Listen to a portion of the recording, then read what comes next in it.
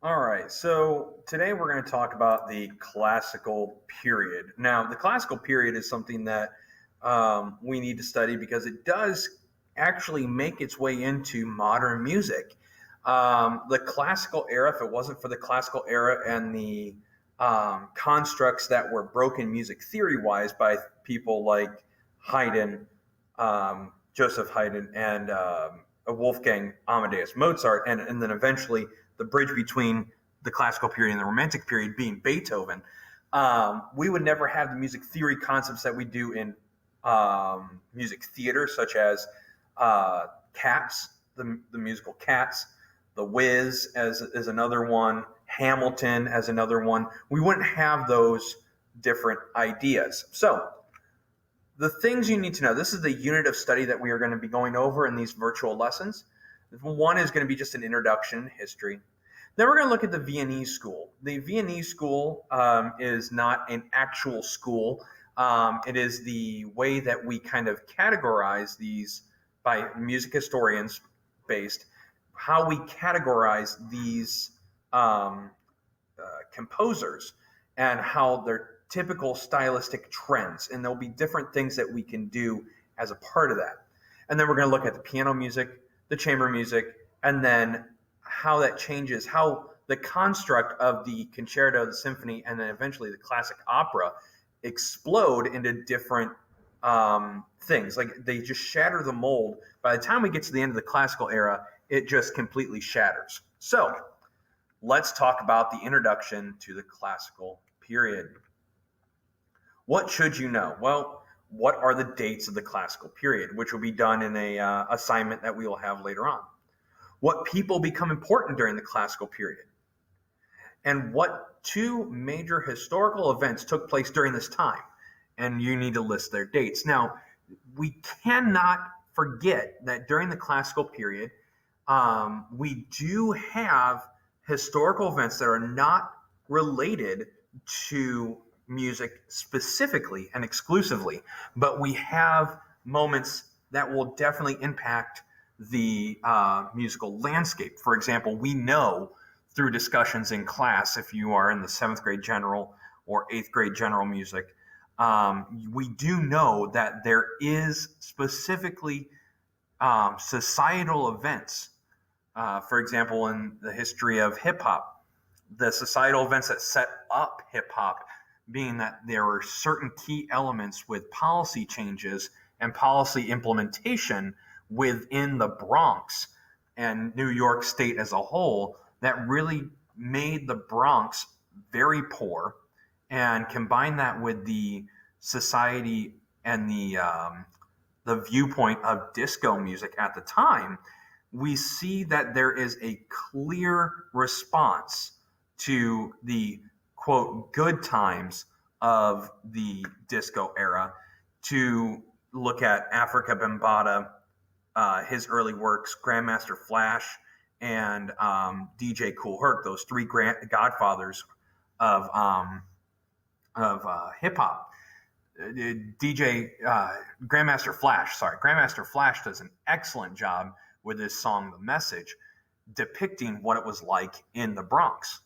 So that is a societal change, a societal event that is translated through music, and we see this throughout all genres of music. When 9/11 happened, I was fortunate but unfortunate enough to live during 9/11 when it actually happened. And I remember in high school watching that the planes hit the towers and crash into the Pentagon and crash into the field and so on. There's a huge call for God Bless the USA to be played a lot. And so I remember as a music teacher later on, when we got to a 9/11 Remembrance Day, it was like my first year or two of teaching as a music teacher. I had to learn God Bless the USA because my kids and my administrator demanded that I play this. It was like a anthem of sorts. And we see that throughout history, how the Vietnam War, when the Vietnam War was happening, we had a lot of protest songs in the United States. That was very key in expressing the or rebuking the involvement in the Vietnam War. And even going back a little bit further, just a tiny ways further, the civil rights movement. The civil rights movement, we see a lot of folk songs pop up. So that is how the history can change events that is outside of music. And in the classical era, we have that same thing. It's a common thread that society or culture and music are very, very tightly intertwined. So the classical period was between 1750 and 1820. So one of the things that happens is the American Revolution. The American Revolution and the establishment of our nation as a constitution and the Declaration of Independence. So that was all written during the classical time. Now, this also sparks, if you look at history in general, you also have a European revolution of sorts. In many ways, the classical period was a rejection of life before that. Now, we have in the Baroque period, which was the period before this, we have a lot of experimenting and the calls to what used to be, the old rules. And the classical age is another way of, or the classical period is a way of enlightenment. The nobility really rules in the Baroque period, and we are still in this thing of we need to have a subservient view or a submissive view toward ones of authority. Well, in the classical period, at the very beginning of the classical period, within the first half of the classical period, there's huge ideas and unsettlings within regards to revolution. We see that the idea of freedom and constitutional democracy start to creep in. We see the Magna Carta even slip in there. And so this is very, very important because now we see that the nobility is starting to topple. And this creates some very insecure things that happen within the classical era. We see that we break the mold in what's really happening, but we also have like the standard forms of like rondo form, binary form, ternary form, and other forms that like Mozart uses a great deal of. We kind of see that recall back to it. Okay, we kind of see the shift to the commoner. Okay, we see the shift to music for the common good, similar to the Lutheran Reformation. All right, so when we had that breakdown of the church, the Catholic Church in Italy and across Europe, Martin Luther, with his rebuke of the Catholic Church and the idea that religion should be for all, there's a common shift in music where the music was no longer written in Latin. In fact, in Germany, they shifted all their stuff to German. They stopped singing in Latin in a lot of religious establishments at the time. So this, again, is another shift where we kind of shift gears a little bit and we go, okay, we can't have everything that's a certain way. It's very much this way. It's very much that's got to be how we deal with this in a certain way. And it shifts in it stylistically from the Baroque period over to the classical period. We do see that in the composers. So the history and happenings. Like I said, the American Revolution does happen during this time. And by the time we get out of the classical era in 1820, the United States is well on its way to being a country. And I mean well on its way. And then that idea alone, the idea of freedom and independence, shifts everything in the classical period. And we see where in the classical period where you were really, in the beginning of the classical period, for example, Mozart was very dependent on the nobility, meaning rich people. I mean, that's to break it down real easily. The nobility were rich people. All right, let's just that's a generalization, but it can be applied to a lot of instances. So when that revolt or revolution against the nobility, where things need to be more liberty and democracy, like the ideas of the United States, that begins to affect how the patrons or the customers of music really interact with the composer, how the composer interacts with the public, and how the composer gets his job. That is a huge shift because in America we didn't have the nobility where the American composers really wrote for the nobility. It was very much a different aspect. In fact, a lot of the early music was written by the common man in England, in the Americas. The Europeans still held on to the popular form of we had established composers and publishing and things like that. So not only did we have the American Revolution, but then we, like I said earlier, the European side of this theater. The French Revolution totally shakes up the entire ruling class in French society. You may have heard they can have the cake and eat it too.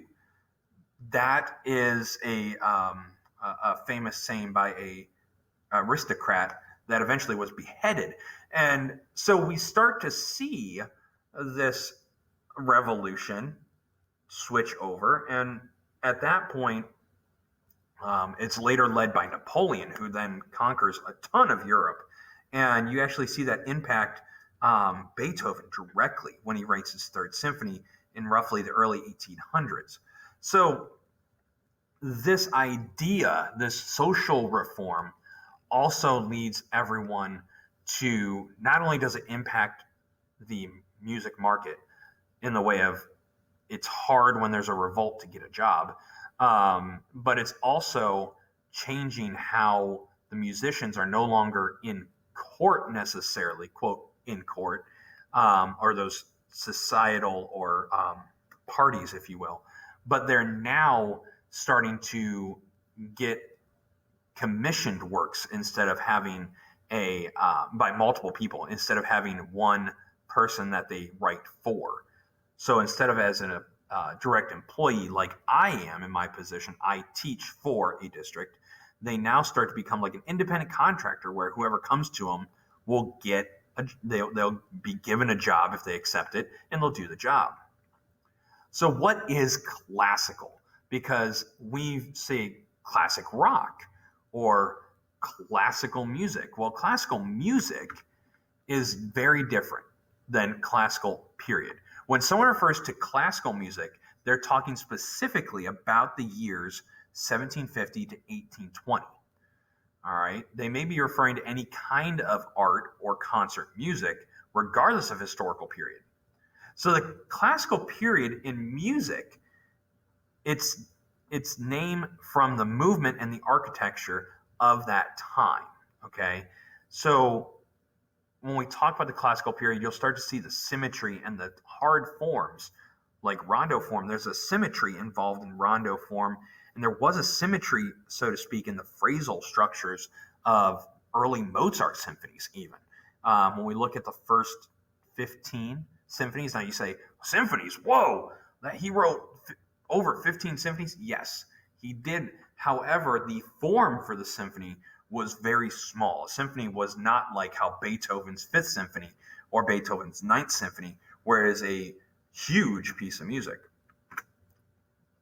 So the classical period really is that particular area. And for our context, we will talk in this context as classical music being those years.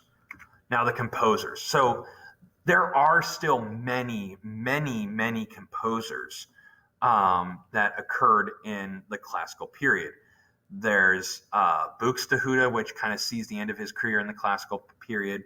You have Handel, who kind of sees the end of the classical period. You have Mozart's rival. Oh boy, what's his name? I can't remember his name. It's famous in the movie Amadeus, and I can't remember who he is at the moment.